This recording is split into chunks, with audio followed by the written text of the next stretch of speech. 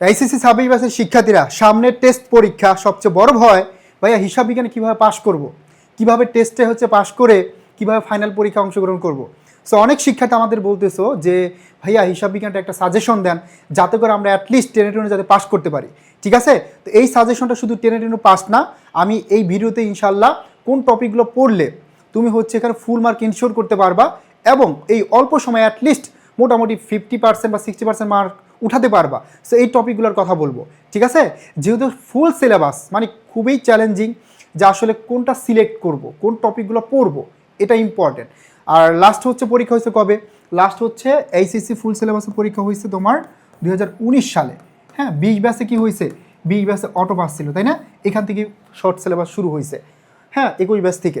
তো তোমরা যদি 19 সালের প্রশ্ন দেখো বা 19 সালের আগের যে প্রশ্নগুলো আছে এগুলো অ্যানালাইসিস করে বেস্ট একটা সাজেশন তোমাদেরকে দিতে যাচ্ছি ইনশাল্লাহ। এই ভিডিওটা দেখো পুরাটা, তাহলে বুঝতে পারবা যে কোন টপিকগুলো পড়তে হবে এবং কোন টপিকগুলো পড়লে তুমি টেস্টে ভালো করতে পারবা, টেস্টে উত্তীর্ণ হয়ে বোর্ড পরীক্ষা অংশগ্রহণ করতে পারবা, এটা ইজিলি বুঝতে পারবা। ঠিক আছে, চলো শুরু করি। দেখো ক বিভাগ, যেহেতু আমি ফার্স্ট পেপারে অলরেডি সাজেশন দিয়েছি, যারা দেখো নাই ভিডিওটা দেখে নিবা। ক বিভাগ, ভাইয়া ক বিভাগ থেকে আমাদের যৌথ মূলধনী কোম্পানির আর্থিক বিবরণী। ধরো কোম্পানি ব্যবসার আর্থিক বিবরণী, এই কোম্পানি ব্যবসার আর্থিক বিবরণী থেকে যৌথ মূলধনী কোম্পানির আর্থিক বিবরণী। হ্যাঁ, আর্থিক বিবরণী, এই যৌথ মূলধনী কোম্পানির আর্থিক বিবরণী। সো এই টপিকটা থেকে তো মাস্ট তোমার কোশ্চেন আনসার করতেই হবে, তাই না? এটা থেকে মাস্ট কোশ্চেন আনসার করতেই হবে। তো এখানে দুইটা প্রশ্ন আসবে, তোমরা জানো দুইটা সিকিউ মাস্ট আসবে, দুইটা দেওয়া লাগবে। আর যাদের টার্গেট A+ তাদের তো অবশ্যই এই টপিকটা ভালো করে পড়তে হবে। এখন এটা এমসিকিউর জন্য ইম্পর্টেন্ট। বিশেষ করে এমসিকিউ কোথা থেকে আসবে একটু বলে দিচ্ছি। কোনো রকম আমি ডিটেলস এখানে বলবো না, যদিও ডিটেলস আমি অলরেডি ক্লাস নিচে একটা পেজে আছে, ওখান থেকে দেখে নিবা।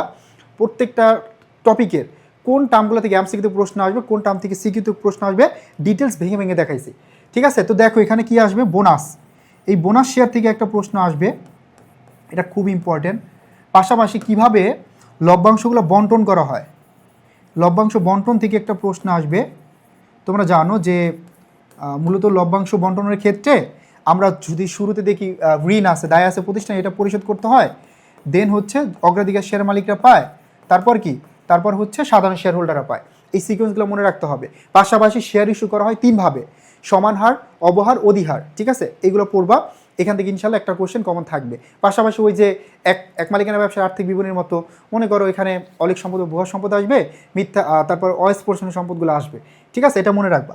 এবার চলো খ বিভাগটা একটু বেশি ইম্পর্টেন্ট তোমাদের জন্য, যে এখানে আমরা কোন টপিকগুলো পড়বো এবং এটার জন্য মূলত সাজেশন দেওয়া, টেস্টে কোনগুলো পড়বে এটার জন্য। তো খ বিভাগে দেখো আমরা এমন 4টা টপিকের কথা বলবো, যেই 4টা টপিক থেকে আশা করা যায় প্রতিবারে যখন ফুল সিলেবাস ছিল তখনও কি অ্যাটলিস্ট 2টা করে সিকিউ আসছে। ঠিক আছে, তো দেখো প্রথমে যদি আমরা দেখি একদম সহজ টপিক, মনে করো অনুপাত বিশ্লেষণ, যেটাকে আমরা আর্থিক বিবরণী বিশ্লেষণ বলি।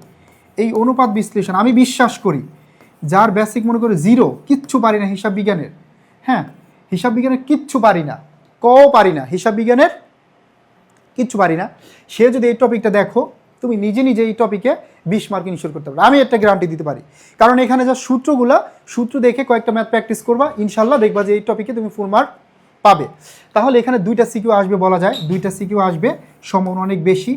আর এটা এমসিকিউর জন্য মোটামুটি ইম্পর্টেন্ট, 2 থেকে 3টা এমসিকিউ কমন পাবে। তো এই টপিকটা তুমি মাস্ট কমন টার্গেট করতে পারো 2টা সিকিউর জন্য। 2 নাম্বার যদি বলি লিফো ফিফো, যেটা মজুদ পণ্যের হিসাব নিকাশ, সহজভাবে বোঝানোর জন্য বললাম লিফো ফিফো। হ্যাঁ, মজুদ পণ্যের হিসাব নিকাশ, আমি শুধু মজুদ হিসাব লিখলাম, মজুদ পণ্যের হিসাব নিকাশ। এটা থেকে 2টা না আসুক, ধরো তুমি একটা সিকিউ আনসার করবে, এটা থেকে একটা সিকিউ। তো এটা যেমন বললাম না পানির মতো সহজ, এই টপিকটা তুমি একা পারবা।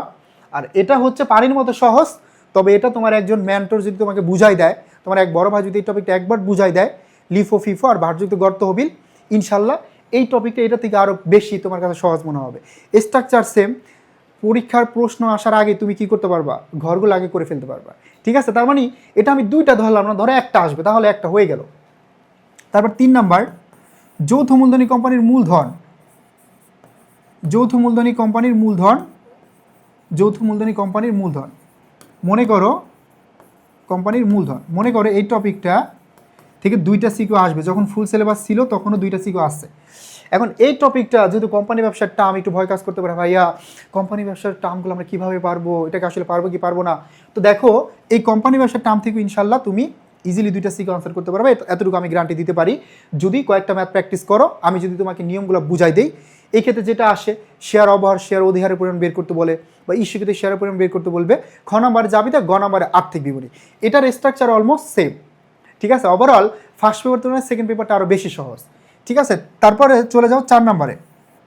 4 নম্বরে তাহলে আমরা কী পড়বো ভাইয়া, যেমন অনুপাত পড়লাম, মজুদ পণ্যের হিসাব নিকাশ, যৌথ মূলধনী কোম্পানির মূলধন বা আর্থিক বিবরণীটা পড়লাম।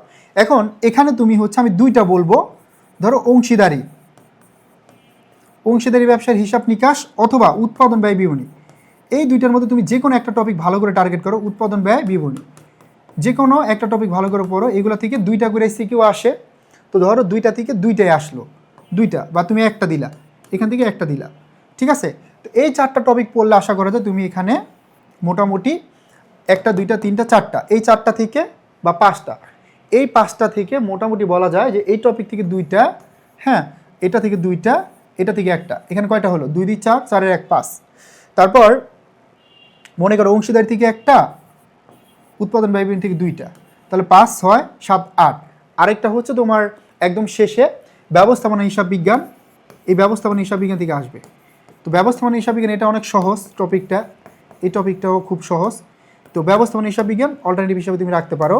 তো আমি বলবো যে 1 2 3 এই 3টা টপিক, আর এখান থেকে যে কোনো একটা চুজ করো, এই 4টা টপিক পড়ো, ইনশাল্লাহ এখান থেকে তুমি 5টা সিকিউ ইজিলি আনসার করতে পারবা, ঠিক আছে। আর এমসিকিউর জন্য এই টপিকগুলোর কোন পার্টগুলো পড়বা, কোন পার্ট থেকে এমসিকিউতে কোশ্চেন আসছে, এটা আমরা একটা ক্লাস অলরেডি নিয়েছি, একদম ফাইনাল সাজেশনের A to Z final suggestion.